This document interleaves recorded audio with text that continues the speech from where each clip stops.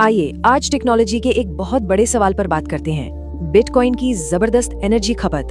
Bitcoin network हर साल करीब 150 terawatt घंटे बिजली इस्तेमाल करता है। अब जरा सोचिए, ये पूरे पोलैंड देश की सालाना बिजली खपत के बराबर है।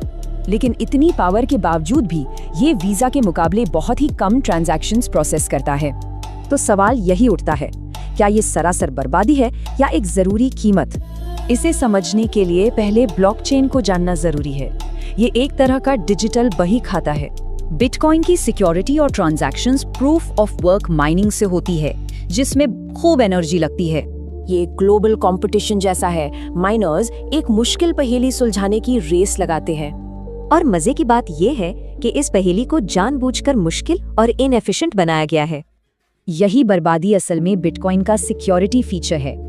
इससे नेटवर्क पर हमला करना बहुत महंगा हो जाता है। तो इस एनर्जी का असल दुनिया पर क्या असर होता है? इसका सोर्स मिक्स कुछ ऐसा है। इसका फॉसिल फ्यूल वाला हिस्सा हर साल 40 से 80 मिलियन टन CO2 पैदा करता है। ये कार्बन फुटप्रिंट्स स्विट्जरलैंड या पुर्तगाल जैसे पूरे देश के सालाना एमिशंस जितना है। इस एनर्जी के सोर्स और असर को लेकर सपोर्टर्स और क्रिटिक्स की राय अलग-अलग है। कार्बन एमिशन के अलावा भारी मात्रा में ई-वेस्ट और पावर ग्रिड पर भी दबाव पड़ता है। पर सवाल ये है कि क्या इतनी एनर्जी खर्च करना ही एकमात्र तरीका है? इसका एक जवाब 2022 में इथेरियम ने दिया, जो दूसरा सबसे बड़ा ब्लॉकचेन है।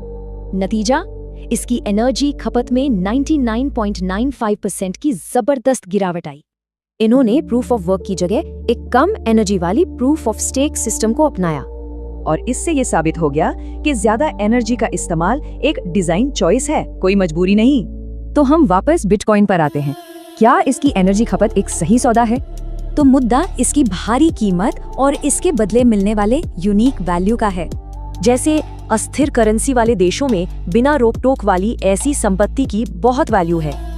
तो आखिर में इसे बर्बादी कहना इस बात पर निर्भर करता है कि कोई इसकी सर्विस को कितनी वैल्यू देता है। तो क्लाइमेट चेंज के इस दौर में एक नई तरह की करेंसी की सही कीमत क्या होनी चाहिए?